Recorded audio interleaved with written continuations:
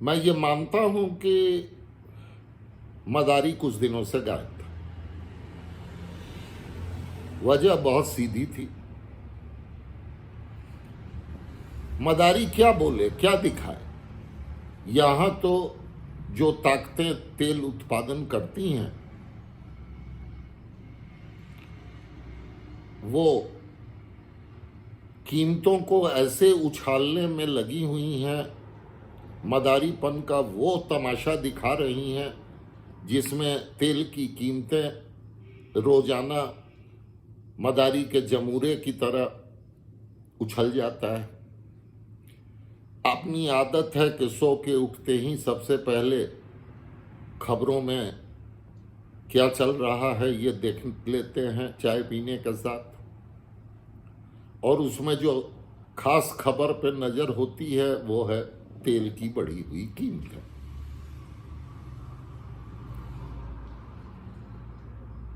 मुझे एक चीज की समझ में नहीं आ रही है, वो ताकतें जो अपने माल को ज्यादा से ज्यादा कीमत पर बेचना चाहती हैं उनकी वजह तो मेरी समझ में आती है, लेकिन हम अपनी खपत घटाने की बात भी क्यों नहीं करना पसंद करते, ये बात मेरी समझ में तो नहीं आती।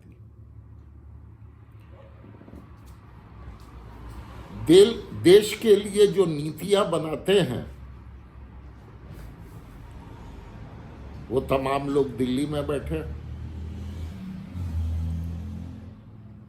उनसे कुछ किलोमीटर के फासले पे आईआईटी है। वो आईआईटी कैंपस एक बार हुआ है,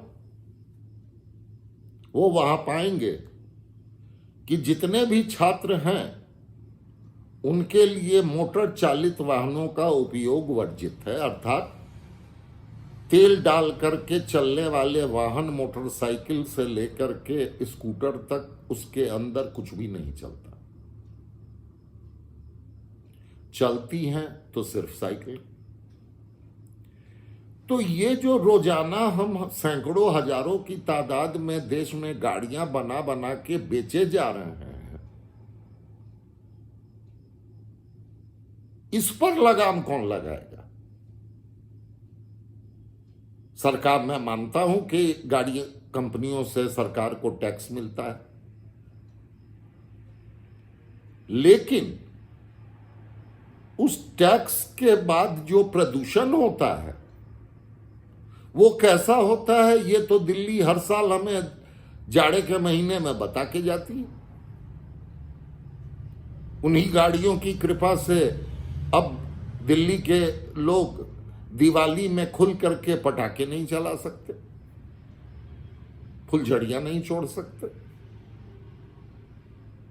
तो सवाल है कि दिवाली कोई अब तो नहीं हो रही है, ये तो सदियों से होती चली आ रही है। 1950 में भी दिल्ली में होती थी, 1960 में भी होती थी। मैंने 1972 में पहली बार दिल्ली की दिवाली देखी थी, तब भी होती थी, लेकिन कोई प्रदूषण नहीं था। प्रदूषण क्यों नहीं था? तो सड़कों पे गाड़ियां बहुत कम थी। समाजवादी भारत की एक खासियत थी कि दो ही कंपनियां गाड़ियां बनाती थीं, और लेने वाले अगर 100 होते थे तो बनती थी गाड़ियां 10। 100 गाड़ियों के लिए इंतजार भी करना पड़ता था। मुझे याद है अपने बचपन में, मैं अपने शहर की मुख्य सड़क पर रहता हूं, हम दो भाई थे, हम लोगों का बड़ा प्रिय खेल था कि हम लोग अपने बरामदे पे बैठ के गिना करते थे कि कितनी फिएट गाड़ी गुजरी और कितनी एम्बेसडर गाड़ी गुजरी। विश्वास मानिए दिन भर में 100 नहीं पूरा होता था। पूरा दिन हम लोग लगा देते थे गिनती में, लेकिन 100 की गिनती नहीं होती थी। और अब जब यह मदारी बूढ़ा हो चला है तो 1 मिनट के अंदर मेरे घर की बगल की सड़क से 100 गाड़ियां गुजर जाती हैं। रिकॉर्डिंग में भी आपको बीच बीच में गाड़ियों की चलने की आवाज सुनाई पड़ेगी।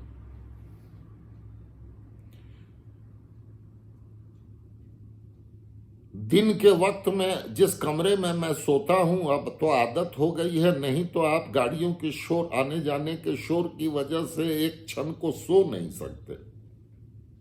लेकिन कमाल यह है कि चाहे सत्तारूढ़ दल हो या विपक्ष, कोई भी ये नहीं कहता कि गाड़ियों की संख्या नियंत्रित कैसे की जाए, इस पर अब गंभीरता से विचार किया जाना चाहिए।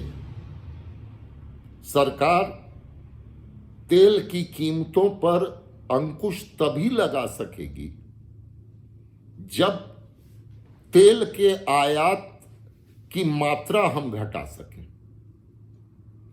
यहां मात्रा रोजाना बढ़ी जा रही है, कोई उसे घटाने की बात करने को तैयार नहीं है। अरे भाई, आईआईटी वालों से सीख लो।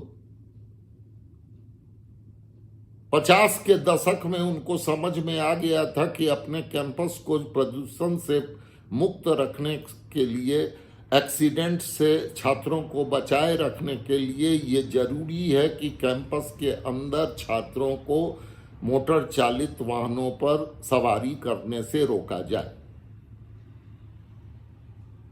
वैसे तो साइकिलों का भी एक्सीडेंट होता है जैसा मुझे बताया गया, लेकिन फिर भी दिल्ली में जो भी प्रदूषण है उसमें आईआईटी का कोई योगदान नहीं। तो सवाल पूरे देश के आगे है कि भाई, थोड़ी सी खपत कम करने की बात सोच। तेल का अर्थशास्त्र बड़ा सरल है कि कीमतें जब बढ़ती हैं इसकी, तो हर चीज की कीमत बढ़ जाती है। अभी जो जोरदार महंगाई का दौर आया हुआ है, उसकी वजह, अगर मुख्य वजह पूछें तो पेट्रोल और डीजल है। अब जो देश तेल बेचते हैं कच्चा, वो अपने माल का ज्यादा से ज्यादा दाम वसूल सकें, ये तभी संभव है जब हमारी खपत बढ़ती जाए। उनके लिए कीमत बढ़ाना आसान हो जाए। अगर गांधी जी वाले स्टाइल से हम चले कि नहीं लेते तेरा माल जा, हम सिर्फ जरूरी वाहनों को, जैसे हमारे ट्रक हैं जो सामान लेकर के आते जाते हैं, जैसे हमारे बिजली उत्पादन के संयंत्र हैं जो बिजली के लिए डीजल का प्रयोग करते हैं, ऐसी जरूरी चीजों को छोड़ के हम सड़कों पर तेल बर्बाद नहीं करेंगे। और 2 आईआईटी का तो मुझे अनुभव है। एक जहां दिल्ली का, जहां मेरे बहनोई 70 के दशक में के प्रारंभ में शिक्षक हुआ करते थे। वो अपने घर से अपने डिपार्टमेंट तक साइकिल से जाया करते थे। दूसरे, मेरी बेटी जो आईआईटी खड़गपुर में थी, वो आने जाने के लिए, साइकिल चलाना उसको आता नहीं था तो वो पैदल टहल के जाती थी। इन 2 कसरतों की वजह से लड़कों लड़कियों का सेहत भी बेहतर होता था। तो जरा दिमाग लगाइए और मोटर वाहन खरीदने की जो होड़ लगी हुई है उसे फौरन बंद कीजिए। जब तक बेहद आवश्यक न हो, गाड़ियों का प्रयोग न करें।